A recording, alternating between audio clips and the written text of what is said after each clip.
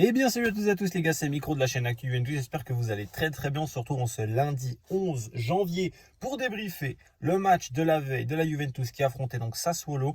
Match très très important puisqu'il y avait des confrontations qui ont été des résultats qui étaient favorables pour nous. On avait vraiment besoin de prendre les 3 points puisque dans la journée, l'Inter a fait match nul contre la Rome et nous permettait donc de revenir un peu sur ces deux concurrents qui sont devant nous. Même si la victoire du Milan était tombée le samedi soir, eh bien on avait quand même la possibilité de se rapprocher et de confirmer notre bonne forme du moment. Parce que oui, pour moi, on a un gros mois de janvier, mais pour le moment, la Juve, elle répond présent. Alors je croise les doigts pour que ça continue. On a à nouveau une semaine très très importante avec le Genoa et avec l'Inter dimanche, mais il fallait absolument sortir un gros match contre Sassuolo. Après la victoire contre Milan, et bien là, c'est chose faite. On a vu une très très belle Juve. Alors, la Juve remanie un petit peu puisqu'il y a des cas de Covid, de Light absent, hein, la valeur sûre défensive qui n'était pas présente. Il est remplacé par Demiral. Un milieu de terrain qui m'a fait plaisir puisqu'on a pour moi le meilleur trio sur le terrain avec McKennie, avec Rabiot et Arthur. Et devant le trio habituel, Dybala, Ronaldo et Federico Chiesa, les trois hommes gérés en forme de manière générale. Alors, on s'attendait à quoi? On s'attendait à avoir une Juve qui plutôt allait avoir le ballon et une équipe de Sassuolo qui allait très très bien contrer parce qu'il faut qu'on se le dise, ils ont d'excellents éléments et d'excellentes individualités et je m'attendais vraiment à avoir une Juve qui domine mais qui allait être en difficulté lorsqu'il y avait des espaces derrière. Parce que clairement, cette équipe, elle a de la qualité, que ce soit même leurs latéraux. Moi, j'ai trouvé très très bon. Là, Sassuolo qui évoluait avec une absence de taille, c'était Domenico Berardi qui était absent. Mais sinon, une équipe au complet. Je dirais que la première mi-temps, c'est une tuile parce qu'on perd McKennie sur blessure. Blessure de McKennie qui normalement devrait être jugée dans les prochains jours. On espère que c'est pas trop grave parce qu'on a clairement besoin de lui. Et c'est Aaron Ramsey qui vient le remplacer. Je le précise parce qu'il a quand même un rôle important, Aaron Ramsey, dans cette victoire d'hier. Et puis arrive peut-être le tournant du match, ce carton rouge. Alors autant on peut se plaindre cette année parce qu'on a des décisions du corps arbitral qui sont catastrophiques. Mais autant celle-ci, elle est très juste et ça fait plaisir. Ça fait plaisir parce qu'au début, il met carton jaune.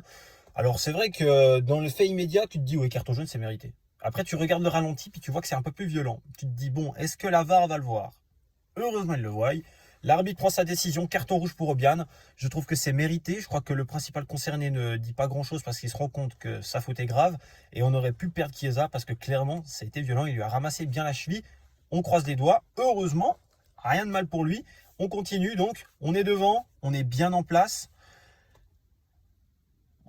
Excusez-moi, petit flash dans la voiture là. On est devant, on est bien en place.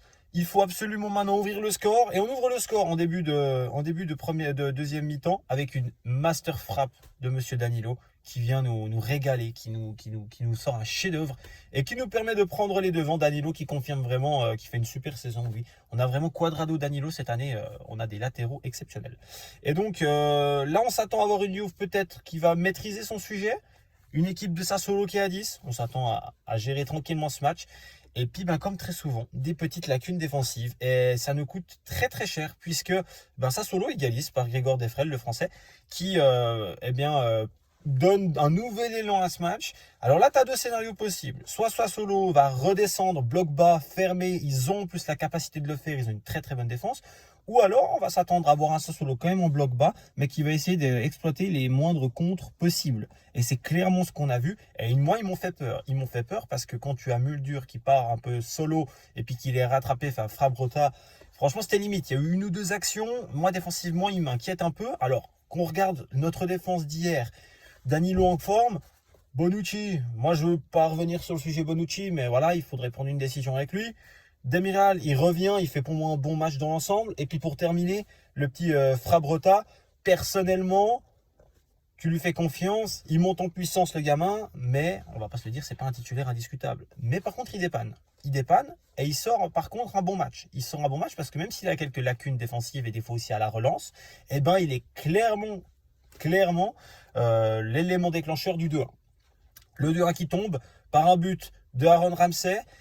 C'est le soulagement parce que quand tu vois ce que rate Ronaldo juste avant, tu te dis, alors si Ronaldo il met pas ça, on va pas marquer. Hein. Clairement, Ronaldo pour moi il était en dessous hier, j'en reviens après sur le sujet Ronaldo, mais pour moi hier Ronaldo doit faire un meilleur match. Là il y a le but qui tombe, heureusement, on est rassuré, on est devant, Sassuolo est fatigué, il n'y a plus grand chose qui se passe. Ronaldo met le troisième, il est anecdotique. On prend un peu plus de recul aujourd'hui si on parle de la prestation globale de la Juve.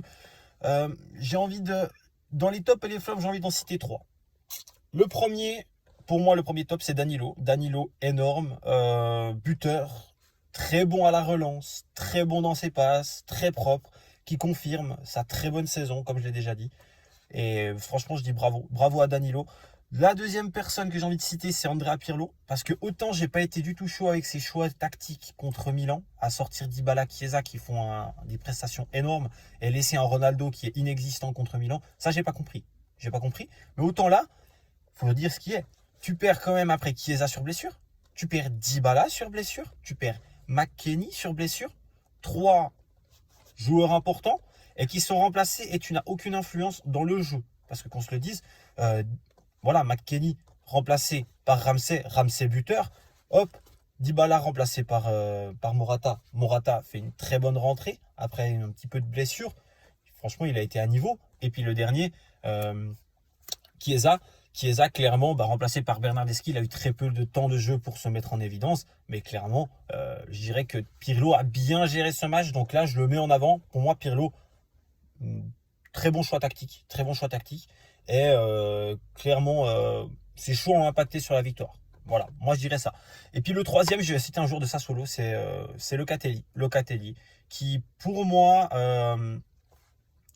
j'espère, est bien qu'Onero la saison prochaine. Clairement. Les déclarations de son agent nous font rêver parce qu'il a clairement dit que ça ne le surprendrait pas de voir Locatelli l'année prochaine à la Juve. Si ça le fait, ce serait magnifique. C'est italien, ça me plaît déjà. De base, que ce soit italien, c'est cool. C'est jeune, ça a du potentiel et ça a une grinta sur le terrain énorme. Ça racle des ballons, c'est superbe. Franchement, alors idéalement, il le faut maintenant, mais si c'est l'été prochain, moi je prends aussi. C'est vraiment un super joueur et je suis très content. Je disais, si je devais citer un flop, je vais parler de Ronaldo maintenant. Ronaldo, pas bon contre Milan. Qu'on se dise, ça peut arriver. Il nous a sauvé tellement de fois, on peut rien lui dire. Mais Ronaldo, pas bon contre Milan. Aujourd'hui, on va dire quoi? Ronaldo exceptionnel, qui marque encore un but, etc., etc. C'est vrai, hein, Ronaldo très bon, bravo, hein, t'as marqué encore un but, superbe. Mais qu'on se le dise, aujourd'hui, Ronaldo, il doit pas en mettre un. Il doit en tout cas en mettre deux.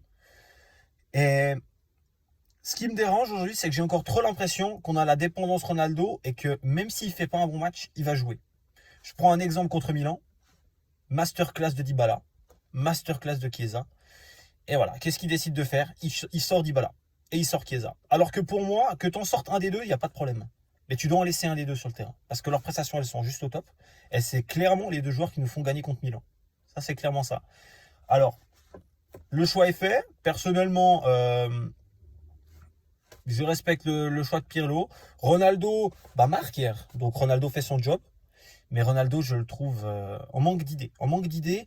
Doit marquer plus vite hier. Et clairement, m'agace un petit peu ces derniers matchs. Alors je dis ça, mais peut-être qu'il me met un triplé contre l'Inter et qu'on n'en parle plus. C'est possible, hein, tout à fait possible. Mais j'ai envie de... Voilà, ce serait peut-être bien de le mettre contre Genoa sur le banc. Moi je dis ça, je dis rien. Mais je pense que contre Genoa sur le banc, ça lui ferait du bien. On a vu notamment l'entrée de Kulusevski, qui n'a pas eu beaucoup de temps pour montrer quelque chose, mais qui reste de toute façon un excellent élément. Alors pour la suite, maintenant c'est le Genoa, mercredi, qu'on doit absolument gagner, parce qu'on ne peut pas se faire sortir si tôt en coupe, ça c'est sûr et certain. Et puis après c'est l'Inter. C'est le choc contre l'Inter. L'Inter qui avance très gentiment après une défaite contre la Sampdoria et un match nul contre la Rome. Ce serait bien de leur mettre le coup de grâce. La Juve est en forme, la Juve joue bien, la Juve marque, rassure aussi, et va récupérer de bons éléments. On peut notamment espérer le retour de Cuadrado, qui était absence pour du Covid. Je ne sais pas si on aura de Light. Ça me ferait, je serais rassuré d'avoir de Light, on va pas se le cacher. Mais je ne sais pas s'il sera là. En tout cas, l'avenir nous le dira. Il faudra être attentif durant la semaine.